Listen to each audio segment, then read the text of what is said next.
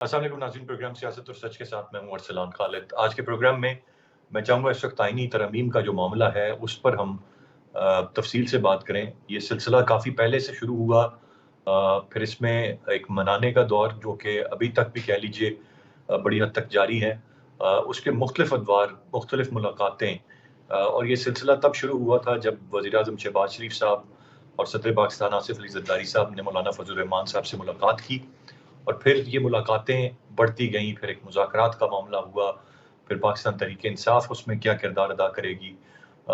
फिर SCO summit के दौरान था कि कुछ इजलास बुलाया जाएगा और चीज़ें की जाएँगी, उस पर एहतजाज का मामला था। इन आईनी तरमीम को लेकर बहुत सारे सवालात थे कि आया ये किसी के इक़्तिदार को तूल देने के लिए या किसी को to push against the wall ये तमाम तर चीज़ें की जा रही हैं। इनके पीछे मंतक क्या है, लॉजिक क्या है, और इस सारे के सारे मामले ने किस सिमत में आगे अब बढ़ना है, ये एक बड़ा सवाल है। मैं चाहूँगा आज के प्रोग्राम में इस पूरी सूरत-ए-हाल पर और इस वक़्त जहाँ हम खड़े हैं और आने वाले दिनों में हमने जिस तरफ बढ़ना है, हम तफ़सील से उस पर बात करें। गेस्ट पार्टिसिपेंट्स का तारुफ़ कराता चलूँ। प्रोग्राम में हमें जॉइन कर रहे हैं जहांगीर जदून साहब, माहिर कानून हैं, इफ्तिखार शराजी साहब हमारे साथ मौजूद हैं, सीनियर सहाफ़ी हैं, और आगा इकरार हारून साहब भी सीनियर सहाफ़ी और तजज़ियाकार हमें प्रोग्राम में जॉइन कर रहे हैं। जहांगीर जदून साहब, सबसे पहले गुफ्तगू का आगाज़ आपसे करते हुए कैसे देखते हैं आप इस सारे के सारे मामले को, इस तरमीम को, और जितनी अहमियत इस तरमीम ने इख्तियार की है, और अब इसका स्टेटस इस वक़्त क्या है और किस तरफ बढ़ रहे हैं? बहुत शुक्रिया। देखें, इस जितनी भी कॉन्स्टिट्यूशनल अमेंडमेंट के लाने में जो टाइमिंग है और इसके पीछे जो इंटेंट है वो बहुत ही इम्पॉर्टेंट है। देखें, जब ये 12 जुलाई को जो आज जिस फैसले की क्लैरिफिकेशन आई है, ये फ़ैसला आया है, तो उसके बाद इस तरमीम पे ज़्यादा फोकस किया गया है। और इसको पहले तो तरमीम को पर्सन स्पेसिफिक इस तरह बनाने की कोशिश की, काजी फ़ाइज़ साहब वहाँ से रिटायर हों, एक नई अदालत बन जाए, उसके चीफ जस्टिस बन जाए। लेकिन जब उसमें नाकाम होने के बाद फिर एक नई जो है वो एक आपने देखा कि मसवदा आया, उसको फिर मौलाना फजल रहमान ने जब बड़ी मुश्किल से उसको डिस्क्लोज़ करवाया, तो उसके बड़े भयानक किस्म की तरमीम थी। अगर वो रात की तारीकी में हो जाती तो तमाम आइन का हुलिया जो है उन्होंने बिगाड़ दिया था। लेकिन वो खुशकिस्मती समझें या इस मुल्क के लोगों की कोई दुआ समझें, वो उससे बच गए। फिर उसके बाद एक और कैंपेन शुरू हो गई कि किसी न किसी तरह जो भी हो जाए, अगर काजी फ़ाइज़ से चला भी जाए तो जस्टिस मंसूर शाह को जो है वो अगला चीफ जस्टिस जो है वो नहीं बनने देना। अगर कोर्ट भी ना बने तो बेंच बन जाए। तो इसके अंदर सबसे बड़ी अब ये मतलब गवर्नमेंट और पूरी ये समझते हैं कि अगर मंसूर शाह साहब as a chief justice supreme court आ गए तो पता नहीं ऊपर से नीचे हो जाएगा मुल्क सारा, हमारी सीटें सारी ख़त्म हो जाएंगी। इस तरह के हालात नहीं है। देखो, एक अगर जज, अगर आप खुद ही इस चीज़ को, कोई बंदा एक्सेप्ट करता है कि मैं जीत नहीं सकता था लेकिन मुझे जितवाया गया है, तो उसको तो शर्मिंदगी होनी चाहिए। उसको अपने उस कारनामे की या उस अमाल की, तो उसको सीट एक्सेप्ट ही नहीं करनी चाहिए। अगर गवर्नमेंट ये समझती है कि उसके पास मैंडेट ही नहीं है, तो फिर तो साफ तौर पे वो कहें, अगर वो समझिए हमारे पास मैंडेट ठीक है, जो लोग जीते हैं हम उनका आगे कोर्ट में मुकाबला कर सकते हैं, तो फिर डर जो है वो किसी बात का नहीं हो जाए। फिर डर कहीं का हो, फिर जो जस्टिस मंसूर शाह साहब आए, कोई भी आए, अब ये तो नहीं है कोई एक ऐसा जज आए जो प्लेट में चीज़ें रख के दे वो कि ठीक है। जो अगर कहे जी मैं आप मेरिट और कानूनी फैसला करने, तो उस पर फिर आप तरह तरह के तोहमत और इल्ज़ाम लगा दें। और ये एक पार्टी नहीं, तमाम पार्टियों का, जो सियासी पार्टियां हैं उनका वतीरा बन चुका है कि अगर उनकी फेवर में डिफेक्शन हो तो वो वेलकम करती हैं, अगर उनके अगेंस्ट होए, उनको कोई लूजिंग एंड पे हो, बेनिफिशियरी ना हो, तो वो कहते हैं जी अब ये सेल एंड परचेज शुरू हो गई है। इसमें आप देखें ना, पिछले अगर दौर में भी देखें तो यही हालात होते रहते हैं। हम ये नहीं चाहते कि अगर पिछले दौर में कोई गलत काम हुआ है तो अब भी गलत हो। हम तो कहते हैं कि कोई करेक्टिव मेजर, कोई सेंस प्रिवेल करनी चाहिए कि अगर एक काम गलत हो रहा है और एक जो है सेंसेबल पर्सन या एक सोसाइटी समझती है कि गलत हो रहा था, तो अब उसको स्टॉप होना चाहिए, किसी जगह रुकना चाहिए। और इसके लिए देखें ना, मुल्क किस तरह इस तरह आगे चलेगा जी। एक शख्स के लिए लाने के लिए तरमीम कर दें, आइन को बदल दें, एक म्यूनसिपल कमेटी की इस तरह बाई लाज भी नहीं बदल सकते आप कि जो लोग हैं उनको अंधेरे में रखें, आज मीटिंग हो रही है, आज ये हो रहा है, बंदे अबडक्ट हो रहे हैं। तो जो सुप्रीम कोर्ट थी, बेसिकली चीफ जस्टिस का काम था कि फंडामेंटल राइट जो लोगों के, वो सुन रहे हैं, टीवी पे हर चीज़ सुनते हैं। जजेस को इस दुनिया से लाता नहीं है, वो भी हमारी तरह इंसान है, वो सोशल मीडिया भी देखते हैं, टीवी भी देखते हैं। हर मालूमात हमसे ज़्यादा उनके पास होती हैं, क्योंकि उनको मालूमात पहुँचाने वाले ज़्यादा होते हैं। तो इस तरह आगे देखना, एक मुल्क के अंदर आप फंडामेंटल राइट्स की वायलेशन हो रही है, तो कोर्ट्स का ये काम है, वो guardian of the fundamental rights हैं, वो कॉन्स्टिट्यूशन को गार्ड करती हैं कि एक जो है अगर आप बंदों को, औरतों को उठा रहे हैं, अब हम कहते हैं जी नहीं नहीं, ये पहले भी उठाते रहे हैं, जिन्होंने मरियम नवाज को गिरफ्तार किया, कोई शक नहीं गिरफ्तार किया, फरियाल तालपुर को किया, जी लेकिन अगर वो गिरफ्तार करते रहे तो हम ये जस्टिफिकेशन किस तरह दे रहे हैं कि अब इनकी भी औरतों को गिरफ्तार करो, अब इनकी भी इज्जत जो है पमाल करो, अब जो चादर और चौधारी का आवाज नहीं तसल्लुत खत्म करो। ये तो फिर आस्था काम चलता रहेगा, फिर कहाँ पे ये आके रुकेगा ये काम। राइट जितुन साहब, आपका पॉइंट आ गया। शराय साहब, आप कैसे देख रहे हैं सर एक ऐसा मामला जिस पर एक तो मौलाना फजल रहमान साहब बड़ी अहमियत इख्तियार कर गए, फिर बिलावल साहब हों या वजीर आजम साहब हों या पूरी की पूरी पॉलिटिकल पार्टीज हों, सारे लगे हुए हैं। जो जंगीर साहब ने बात की, इत्तेफाक करते हैं आप उनसे कि ये मैलाफाइडी है या you see it the other way around? एक तो जदून साहब की बातें सुन के मैं बड़ा वाकई महसूस हो रहा था और मैं सोच रहा था कि तब्दीली आ नहीं रही बल्कि तब्दीली आ चुकी है माशाल्लाह।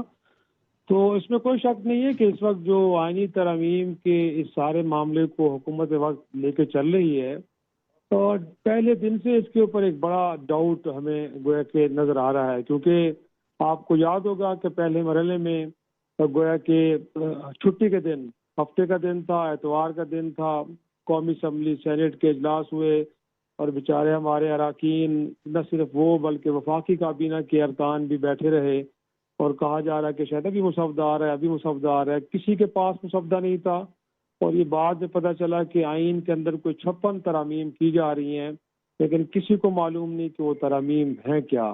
तो मेरे ख्याल में उसके बाद जब नाकामी हुई और हुकूमत वक्त ने कुछ एक कंसल्टेटिव प्रोसेस शुरू किया है, लेकिन वो भी जिस अंदाज में लेके चल रही है हुकूमत, मेरे ख्याल में उसके ऊपर भी बड़े सवालात उठ रहे हैं। इस वक्त भी जब मैं और आप बात कर रहे हैं जदून साहब, किसी के पास कोई हतमी मुसवदा नहीं है कि वो कौन सा मुसवदा है, वो कौन सी तरामीम है कि जो कराई जाना मकसूद है।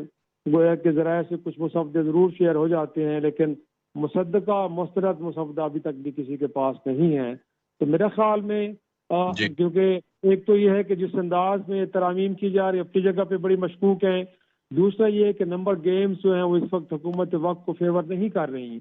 गोया कि देखा जाए तो कौमी असम्बली के अंदर कम अज़ कम 12 से 14 अरकान चाहिए, सेनेट ऑफ पाकिस्तान के अंदर भी यही सूरत हाल है, कम अज़ कम 5 से 7 अरकान चाहिए।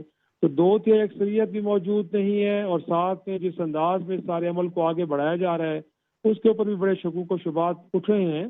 तो मेरा नहीं ख्याल कि इसके नतीजे में अगर आप आइनी तरामीम कहीं कर भी लें तो वो एक तरह से गैर मुतनाज़ा हों और उनको मुतनाज़ा कोई ना बनाए। मैं समझता हूँ कि अगर ये चीज़ें बड़े नेक नीति के साथ की जाना मकसूद हैं तो फिर मौलाना साहब ने दुरुस्त कहा है कि 18वीं तरमीम के वक्त हम 9 माह तक बैठे रहे हैं और इस मुल्क के तमाम स्टेक होल्डर्स को, जिसमें इस मुल्क के अवाम भी शामिल हैं, गोया कि आप थ्रू मुख्तलिफ मीडियम्स आप उनकी तशहीर करें, लोगों को बताएं, अखबारात के जरिए, टेलीविजन के जरिए, सोशल मीडिया के जरिए, अपना जितना भी माइंड पार्लियामेंटेरियंस का है उसको सामने रखें अवाम के, ताकि उनकी पल्स भी ली जा सके कि वो जो आपके जिन लोगों ने आपको वोट दिया है वो क्या सोच रहे हैं इन तरामीम के बारे में। लेकिन रात के अंधेरे में और छुप के कमरों में इन कैमरा सेशंस के अंदर आप डिस्कशन करते हैं और जब मीडिया भी आपसे पूछता है कि जी क्या मामला आगे बढ़ रहे हैं कि नहीं, क्या तफसीलात हैं, तो आप सिर्फ इतना कह देते हैं कि जी मामला तय हो गए, बस एक फूंक मारना बाकी है। तो भाई मेरे कुछ तफसीलात भी तो बताएं कि क्या करने जा रहे हैं आप। तो मेरा ख्याल है कि ये जो इस वक्त एक तनकीद हो रही है सारे प्रोसेस के ऊपर, उसमें बिल्कुल बड़ी जान है, बड़ी जस्टिफाइड है। और जिस तरह कल आपने देखा है सेनेट के अंदर अख्तर महंगल साहब की BNP की जो खातून सेनेटर हैं वो रो पड़ी हैं अरसलान, और आके फिर आपको शेर रहमान और बाकी लोगों को दिलासे देने पड़े कि उन्होंने कहा है कि आप जिस अंदाज में इन तरामीम को करने जा रहे हैं और दबाव डाला जा रहा है लोगों के ऊपर, ये मुनासिब तरीका नहीं है। बैठे गुफ्तगू करें, और अगर आपकी गुफ्तगू के अंदर लॉजिक है तो इस पार्लियामान के अंदर लोगों ने कंसेंसस के साथ कई बिल मंजूर किए हैं तो हो सकते हैं। लेकिन जब आप इतनी उजलत में और इस अंदाज में करना चाह रहे हैं तो फिर इसको लेके शकूक व शुबात को उठना बड़ा जायज़ है, जिनको अभी तक आप दूर नहीं कर पा रहे। तो बड़ा अनफॉर्चुनेट है। अब देखें कि इस वक्त जो पॉलिटिकल एनवायरनमेंट है वो पहली बड़ी टेंस है असलान, और उसमें हुकूमत वक्त इस तरह के चीज़ों को लेके आगे बढ़ रही है। मैं समझता हूँ कि इससे तो क्रैशेस और ज़्यादा डीप होंगे। जी, गुफ्तगू सिलसिला जारी है, ब्रेक की जाने पड़ेंगे, ब्रेक से वापस आकर मजीद बात करते हैं, साथ रहिए। Welcome back. आगा इकरार हम सब, जिस तरह से जहांगीर साहब, शराजी साहब ने कहा, उसी तरह से आपकी भी राय होगी। क्लैरिटी नहीं है, चीज़ें वाज़ेह नहीं हैं, मुबहम रखा गया है चीज़ों को, और इससे सवालात उठते हैं कि आप समझते हैं कि तनकीद जो है वो जायज़ है या तनकीद बेजा है? बहुत शुक्रिया। थोड़ी सी मैं लेटेस्ट डेवलपमेंट के रेफरेंस में तस्सीह कर लूँ।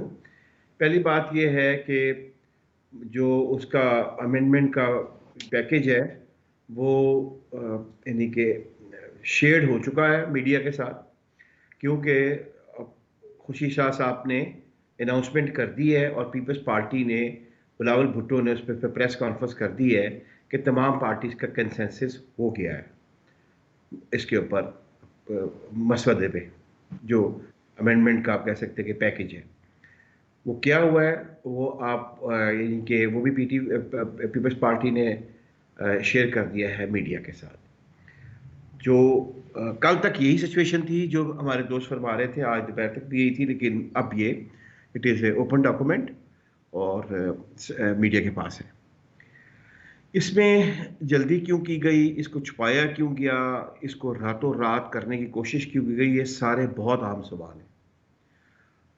और मेरे ख्याल में मैंने आप ही के प्रोग्राम में कहा था कि जो सबसे ज़्यादा मुझे इसमें जो चीज़ अचंभे की लगी वो ये लगी कि इसकी जब इसको इंट्रोड्यूस करवाया जा रहा था तो उसकी ओनरशिप भी नहीं ली जा रही थी। ऐसा माहौल बनाया गया कि ये कहीं और से आया है, हमें तो करना ही करना है। उसने बहुत डैमेज किया। और बिल्कुल ये बात दुरुस्त है कि आपका अगर एक अपने अमेंडमेंट्स लेकर आ रहे हैं तो उसका जो टेक्स्ट है, कंटेंट है, वो आप डिस्कस करें। उस पर फोरम्स भी डिस्कस करना चाहिए, ओपन फोरम्स पे करना चाहिए, डिस्कशंस होनी चाहिए, हर जगह होनी चाहिए, मीडिया में भी होनी चाहिए। लेकिन पाकिस्तान का माहौल अब कुछ ऐसा रहा नहीं है। ये आप पाकिस्तान की बात कर रहे हैं जो पाकिस्तान 2010 की दहाई का था। 2010 में जो एक नया पाकिस्तान बनाया गया था, एग्जैक्टली 2010 में, उसमें कोई किसी की नहीं सुनता। उसमें आप लॉजिक से किसी से भी बात नहीं कर सकते हैं। तमाम जो अमेंडमेंट्स थी उसमें कतई तौर पे ऐसी भी होंगी जो खतरनाक होगी, खौफनाक होगी, मुझे तो नहीं पता है। क्योंकि जब आप एक बात ये कह रहे हैं कि वो टैक्स जो था वो हिडन था, अनअप्रूव था, हुकूमत की तरफ से नहीं आया था, तो वो तो फेक भी हो सकता है। 10 टैक्स मार्केट में आए हुए थे, आप उन 10 टैक्स के ऊपर रख के भी ये बात करें कि जी वो बड़ा खतरनाक थे, उसमें तो ऐसी ऐसी चीजें थी। मैं इसमें नहीं आता। टेक्स्ट वही होता है जो कि टेबल किया गया हो या शेयर किया गया हो पॉलिटिकल पार्टी, हुकूमत की तरफ से कि जी ये टेक्स्ट है। आप खुद ही कह रहे हैं कि जी वो 36 क्लॉजेस थी और उसमें वो ही था, बहुत खतरनाक थी और ये हो जाना था। वो सारे टैक्स, मैं आपको एक नया टैक्स अभी बना के दे देता हूँ, फेंक देता हूँ सोशल मीडिया पे। आप खुद ही एक वक्त पे कह रहे हैं कि किसी ने नहीं शेयर किया और फिर आप कह रहे हैं कि टैक्स में ऐसी चीजें थी। ये मेरी लॉजिकल थिंकिंग से ऊपर है। Meaning by I am coming to the point. देखें, बहुत क्लियर पोजीशन है पॉलिटिकल पार्टीज की, और ये सबसे बड़ा नुकसान जो हुआ है इस मिसमैनेजमेंट का, जो कि ये बहुत हरिडली करने की कोशिश की गई, वो हुआ है कॉन्स्टिट्यूशनल कोर्ट्स को। कॉन्स्टिट्यूशनल कोर्ट्स दुनिया ने 1785 से बनाने शुरू कर दिए थे। 1912 में ऑफिशियल पहला कॉन्स्टिट्यूशनल कोर्ट बन गया था। हम नहीं बना सके क्योंकि उसको कंट्रोवर्शियल कर दिया गया, हर चीज को कंट्रोवर्शियल कर दिया गया। आपने मौलाना साहब को इतना एंटेगोनाइज किया, ये बात आज इंडिकेट बिलावल भुट्टो ने भी की है। आपने मौलाना साहब को इतना एंटेगोनाइज किया कि वो बहुत सारी चीजों के ऊपर बहुत अजीब सी पोजीशन लगे। उन्होंने कहा लो आए हो तो फिर आओ, जो कर लो मेरे बगैर, ठीक है। फिर एक कंपेन चली अपना मीडिया में, आपको अच्छी तरह पता है, मैं नाम नहीं लूंगा, हमारे दोस्त ही हैं। उन्होंने ये, आई एम सॉरी, शायद आपके शो में भी ये इस हिसाब ने बात की थी कि जी मौलाना साहब तो कभी ताकत से बाहर नहीं रहते हैं, उनको तो ताकत चाहिए, उनको तो यानी कि उनकी, मैं नहीं कहना चाह रहा हूं लफ्ज, ऐसा पोर्ट्रे किया गया कि उन्हें ग्रीड है ताकत की, वो नहीं बैठ सकते बगैर ताकत के, और वो किसी न किसी तरह कंप्रोमाइज कर लेंगे। ये बात कि आप अगर किसी को भी कहेंगे तो वो एंटरकोनाइज हो जाएगा, चाहे वो ऐसा हो भी। एक पूरी कंपेन जी में जी ऐसा ही है। राणा साहब को इतना, मेरी आखिरी बात सुन लीजिएगा, इतना एंटरकोनाइज कर दिया कि वो जिन बातों पे शायद वो मान भी जाते हैं, उन्होंने कहा अब तो मैंने नहीं मानना है, ये तो मेरे पे इल्जाम लग रहा है कि जी मैं तो ताकत के बगैर रह ही नहीं सकता हूं, मैं तो हुकूमत की बी टीम हूं हमेशा से। इतना नुकसान हुआ है, ठीक है।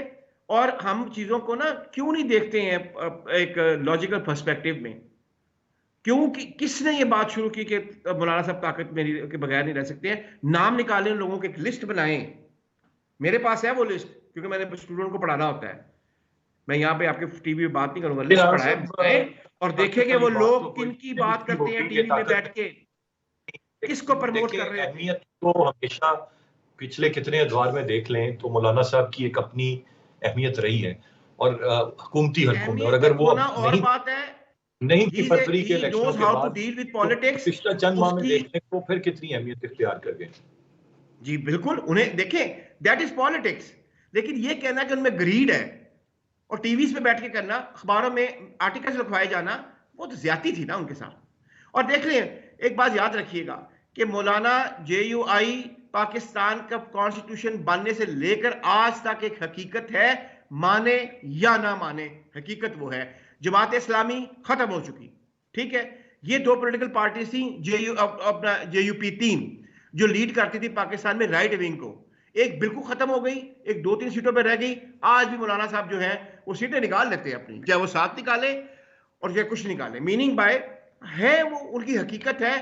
और वो अब बिनोवर भी कर लेते हैं, उनकी वजह से मुझे अच्छी तरह याद है, मैंने रिपोर्ट किया था 2002 में, लीडर ऑफ ओपोजिशन को 1.5 महीना लेट किया गया था, क्योंकि मौलाना साहब से नेगोशिएशन हो रही थी, वो मानना चाह रहे थे, और मुशर्रफ ने 1.5 महीना लेट किया था लीडर ऑफ ओपोजिशन का जो होना था सेशन। ये सारी बातें हमें पता है हमें, लेकिन उसको एक बाकायदा एक बिल्डअप करके लेकर आना कि यो ताकत चाहिए और ग्रीड है और उन्होंने हासिल करनी है, अपना गवर्नरशिप भी हासिल करनी है और पता नहीं क्या क्या हासिल करना है, उससे बहुत नुकसान पहुंचाया इस पूरे सिचुएशन को। राइट आर साहब, पॉइंट आ गया आपका। जी, गुफ्तगू सिलसिला जारी है, ब्रेक की जाने पड़ेंगे, ब्रेक से वापस आकर मजीद बात करते हैं, साथ रहिए। Welcome back. जहांगीर जदून साहब, एक तो इस वक्त जो मामला तय है, जो आपने कहा कि अगर माजी में कुछ जो आप पहले बात कर रहे थे कि मिसालें रही हैं, उनको जवाज बनाकर आज आप भी उस तरह के काम करें, ये चीज़ें नहीं होनी चाहिए। लेकिन इस वक्त जो एक सारा का सारा सिलसिला, जो मामला जहाँ पर हम खड़े हुए हैं, और जितनी पॉलिटिकल डिवाइड और तफरीक है, इसको कोई ओवरकम करने का रास्ता भी नहीं नजर आ रहा। जिस तरह आगा साहब ने अभी जिक्र किया कि वो 2010-11 में जब आपने नया पाकिस्तान बनाया, उसके बाद कोई किसी के साथ बैठ के बात करने को तैयार नहीं। अब अगर बातचीत नहीं करेंगे तो मसलों के हल नहीं निकलेंगे, मसलों के हल नहीं निकलेंगे तो आगे कैसे आप बढ़ेंगे, और इस हर रोज की जो खींचातानी और लड़ाई है, इससे कैसे आप बाहर आएंगे? नहीं देखें, जो मर्जी कर लें, जब तक आप पॉलिटिकल पार्टीज़ का काम ही होता है डायलॉग के ज़रिए आगे चलें। लेकिन मसला ये है कि अब आपने ये भी सोचना है कि अब हमारी पॉलिटिकल पार्टीज़ जो हैं, जो गवर्नमेंट में होती हैं, वो कितनी आज़ाद होती हैं बात करने में। क्या वो कोई ऐसा डिसीजन कर सकती है जो लोग उनको लाते हैं गवर्नमेंट में, चाहे जो भी पॉलिटिकल पार्टी हो।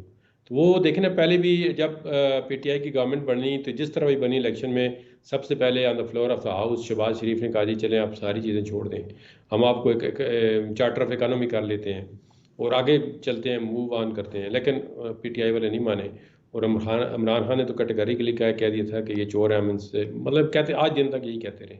तो इस तरह देखें अब अब जो सूरत हाल है, अब PTI के साथ कोई बैठने के लिए तैयार नहीं है। वो जो पार्टी है वो कहती है ये एक फितना पार्टी है, इसको ख़त्म होना चाहिए। तो जब इस तरह के हालात होंगे, आप गिव एंड टेक नहीं करेंगे या इसका कोई सोल्यूशन नहीं निकलेगा, तो फिर उस वक्त तक आप आगे नहीं मूव कर सकते। तो सबसे पहली बात यह है कि रूल ऑफ लॉ और कॉन्स्टिट्यूशन पे सारी जो पार्टियां हैं, देखिए ना, पार्टियों के अंदर भी डेमोक्रेसी नहीं है। पार्टियां चलाते हैं 2-4 लोग, जो भी पॉलिटिकल पार्टीज है माजरत के साथ। तो वो 2-4 लोग जो हैं, जब वो गठजोड़ कर लेते हैं एस्टेब्लिशमेंट से, तो पार्टी की अपनी बिजात खुद जो एंटिटी होती है ना, उसके डिसीजन मेकिंग पे भी जो है वो असर होता है उनका, वो उनके बगैर नहीं कर सकती। तो जो पॉलिटिकल पार्टी अपने आप को बिल्कुल आज़ाद समझती है या एक नेशनल इंटरेस्ट में अपनी एक ज़ाती या ईगो को छोड़ के, तो इसका तो कोई तरीका निकलना चाहिए, और इसके बगैर कोई चारा नहीं है कि सारी पॉलिटिकल पार्टियां, आप देखें ना COD अभी कितना इसका शोर मचा हुआ है कि जी चार्टर ऑफ डेमोक्रेसी अगर उसको डॉक्यूमेंट्स को पढ़ें तो बड़ा अच्छा डॉक्यूमेंट्स है, उसमें बड़ी अच्छी चीज़ें लिखी गई हैं। अब उस पर इम्प्लीमेंटेशन देखें 2006 में हुआ तो सबसे पहले इन जिन पार्टियों ने COD साइन किया इन्होंने खुद वायलेट किया इसको, कि मतलब अगर कंधा इस्टेब्लिशमेंट को चाहिए था तो सबसे पहले इन्होंने दिया। अब दोनों पार्टियां ऑन बोर्ड हैं उस पे कंधे पे, तो ये इस तरह तो देखते यानी हैं मामला इस तरह नहीं चल है नजर नहीं आ रही। इफ्तिखार शाहिद साहब, what's your take on the matter sir? Do you see any way forward, या ये बिल्कुल एक ऐसी बंदगली में है हम जिससे मुझे तो कोई उम्मीद नजर नहीं आती कि कोई ऐसी ताकत को कुव्वत है जो मना पाए, जब बिल्कुल आप एक दूसरे के साथ बैठने के लिए तैयार नहीं है, ना कोई चार्टर है ना कुछ है, तो ये किस तरीके से मसाइल हल कैसे होंगे, या हम इन्हीं में उलझे रहेंगे? बात यह है अरसलान, एक तो मैं थोड़ी सी वजाहत दे दूं कि अभी ये जो इत्तेफाक के राय हुए हुकूमती जमातों के दरमियान हुआ, जो पहले से इत्तेफाक मौजूद था और कोई भी मुसवदा ऑफिशियली अभी तक मीडिया के साथ शेयर नहीं किया गया, क्योंकि अभी तो काबीना का इजलास होना है, उसमें अप्रूवल होगी तो उस मुसवदे की कोई ऑफिशियल हैसियत होगी। इस वक्त जो इम्प्रेशन दिया जा रहा है कि शायद हो गया, तो मैं नहीं समझता कि ऐसा कुछ हुआ है। ये तो मेरे ख्याल में मौलाना साहब के साथ जो डिफरेंसेस अभी तक मौजूद हैं, और बिलावल साहब जो इस वक्त प्रेस कॉन्फ्रेंस करके गए हैं उसमें तो फरमा के गए हैं कि जो हैदराबाद जा रहे हैं जलसे से खिताब करके वापस आएंगे, फिर मौलाना से उनकी मुलाकात होगी।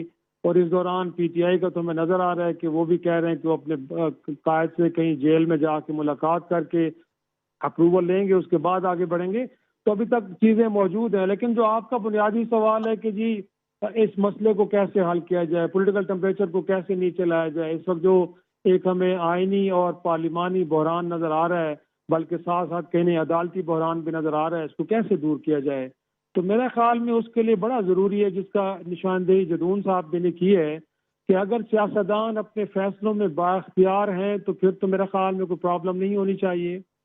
क्योंकि आपने देखा है कि तहरीक इंसाफ की जानिब से बार बार क्यों कहा जाता है कि उस मुल्क की इस्टेब्लिशमेंट के साथ बात करना चाहती है, क्योंकि उनको ये यकीन है इस बात का कि जिस वक्त हुकूमत में बैठे लोग हैं ये फैसले करने में बाख्तियार नहीं है, इनकी डोरें कहीं और से हिल रही हैं और ये अपनी मर्जी से कोई फैसले नहीं कर सकते। अगर पीपल्स पार्टी चाहे कि वो तहरीक इंसाफ के साथ मिलकर हुकूमत बनाए तो नहीं बना सकती, क्योंकि उसको इख्तियार हासिल नहीं है, उसको उसकी बात की अप्रूवल नहीं है, उसकी डोरें कहीं और से हिल रही हैं। तो मेरे ख्याल में जो सबसे बड़ा प्रॉब्लम है इस वक्त अरसलान, वो ये है कि मुल्क की पार्लिमान के अंदर मौजूद सियासी जमातें खुद अपने तय को फैसले नहीं कर सकती। अगर करने होती तो जो बिलावल भुट्टो साहब आज बयानियां लेके चल रहे हैं, तो ये तो 2006 में चार्टर ऑफ डेमोक्रेसी हुआ था और उसके अंदर कॉन्स्टिट्यूशनल कोर्ट का फैसला हुआ था। तो मैं उनसे पूछना चाह रहा हूं कि जब उनके वालिद साहब 2008 की पार्लिमान में आए थे और उनकी हुकूमत बनी थी, तो क्या मोहतरमा शहीद का वो उनको ऐलान, वो उनका जो अज़्म था वो भूल गया था? 18वीं तरमीम भाई हो रही थी, जब इस मुल्क के आइन को आप रिविजिट कर रहे थे, रीराइट कर रहे थे, तो क्यों भूल गए थे मोहतरमा शहीद भुट्टो साहब की वो बात, और आपने वो शामिल क्यों नहीं की कॉन्स्टिट्यूशनल कोर्ट्स? आज आप हमें फरमाते हैं कि जी कायदे आज़म का भी ये कहना था कि कॉन्स्टिट्यूशनल कोर्ट्स बननी चाहिए। तो मैं समझता हूँ कि मैं आपसे पूछने में हक बजानिब हूँ कि 2024 के इलेक्शन की आप कैंपेन कर रहे थे, जहाँ पे आपके मंशूर में बाकी सारे बातें शामिल थी, वहाँ पे कॉन्स्टिट्यूशनल कोर्ट का जिक्र आपने क्यों नहीं किया? मुझे तो नहीं लगता कि किसी इंतखाबी जलसे में आपने कहा होगा कि जब आप इक़्तिदार में आएंगे तो आप इस मुल्क के अंदर आईनी अदालतें भी बनाएंगे। ये अचानक आपको रातों रात ख्याल कहाँ से आया? फिर क्या मैं मौलाना फजल रहमान साहब की बात पे यकीन न करूँ? जब ये फरमाते हैं कि आप एक दिन रात के 2 बजे आए हैं और आपको जब कहा गया कि बिलावल साहब आप आइन के आर्टिकल 8 के अंदर भी तरमीम करने जा रहे हैं, वो तो बुनियादी हकूक से मुताल्लिक है, तो आपने जवाब दिया कि आपकी कुछ मजबूरियां हैं। तो वो क्या मजबूरियां हैं जिनका इजहार आप मौलाना के सामने तो कर सकते हैं लेकिन अपने वोटर के सामने नहीं कर सकते? तो मैं समझता हूँ अरसलान, मैं जरा वक्त का महदूद है, मैं जरा आगे साहब का भी पॉइंट लेके कंक्लूड करूंगा। आगे साहब, is there any way forward, या कोई आगे का रास्ता बजाय नजर नहीं आता? आपने कहा नए पाकिस्तान बनने के बाद उसकी गुंजाइश खत्म हो गई। देखें, अब ये ऑल पार्टी कॉन्फ्रेंस हुई और वो हुई गजा के ऊपर, सिर्फ पाकिस्तान की एक पॉलिटिकल पार्टी ने उसमें हिस्सा नहीं लिया। कौन थी वो पॉलिटिकल पार्टी? नाम बताइएगा प्लीज मुझे। सब जानते हैं सर। नहीं, मैं देखें जो ये कह रहे हैं ना कि पॉलिटिशियन इकट्ठे नहीं बैठ सकते हैं, भाई पॉलिटिशियन हमेशा इकट्ठे बैठ जाते हैं, तारीख गवाह है। पॉलिटिशियन ने हमेशा पाकिस्तान को बेल आउट किया है। जो पॉलिटिकल पार्टी गजा के ऊपर नहीं बैठी तो बाकी बातें आप छोड़ दें जनाब। वो पॉलिटिकल पार्टी जब इन्हीं के जॉइंट पार्लियामेंट सेशन को इवन उर्दगान ने करना था, एड्रेस करना था, उसने कहा मैंने नहीं आना इसमें। एक पॉलिटिकल, जिसको आप पॉलिटिकल पार्टी कहते हैं, मैंने कभी ना कहा है ना लिखा है। एक कल्ट है, एक प्रेशर ग्रुप है, उसका काम यही है वो फ्रस्ट्रेट करे चीजों को। फिर आप पार्टी ना कहें, फिर आप सीधा शख्सियत की बात करते हैं। शख्सियत किसी के साथ नहीं बैठती या किसी को इस काबिल नहीं समझती। जब तक उसकी पार्टी को इसलिए गया था कि पॉलिटिशियन के साथ ही बैठना है और ना ही वो बैठेगी। सिंपल, कोई शक नहीं होना चाहिए। क्या करें आप उनका एक हकीकत, कोई हकीकत नहीं है। हिटलर भी हकीकत था, ठीक है, सारी हकीकत होते हैं अपने जमाने में। ये जो होते हैं ना पॉपुलस, ये सारे हकीकत होते हैं। रियासत इनको पर्च करती है तो ये हकीकत खत्म होती है, और पर्च में बहुत तकलीफ होती है, ये मैं मानता हूं। पर्च करना पड़ेगा आपको। एक ऐसी चीज जिसको मैं वाकई ही फितना समझता हूं, जिसका पाकिस्तान में काम ही यही है कि किसी को इकट्ठे ना बैठने दो, कोई ना कोई पक्का कर दो, उसको आपको पर्च करना पड़ेगा लेटर और सूनर। ये रियासत जितना लेट कर रही है उतना अपने लिए खराबी कर रही है। रियासत में मसल्स यहाँ है नहीं, यहाँ दिखाना नहीं चाहती हैं, और अब तो बच्चे कहते हैं, स्टूडेंट्स कहते हैं शायद है ही नहीं। तो जब रियासत के मसल्स नहीं होते हैं ना, ये आज एक पीटीआई है, कल और कोई खड़ी हो जाएगी। ये फिर पॉपुलस ग्रुप और निकलते को टाइम नहीं लगता है, 2 दिन 2 इवेंट 3 इवेंट किसी को पॉपुलस ग्रुप बना देते हैं। याद रखिएगा तारीख को। राइट साहब, मेरे पास अनफॉर्चुनेटली आपका पॉइंट आ गया, जो आपने सोल्यूशन दे दिया ना मुझे, वो सब ने सुन लिया। वक्त मेरे पास खत्म हो रहा है। बहुत शुक्रिया अदा करना चाहूंगा तीनों रिस्पेक्टेबल गेस्ट का आज के प्रोग्राम से। इतने ही। इहसान खालिद को इजाजत दीजिए, अल्लाह ने के बाद।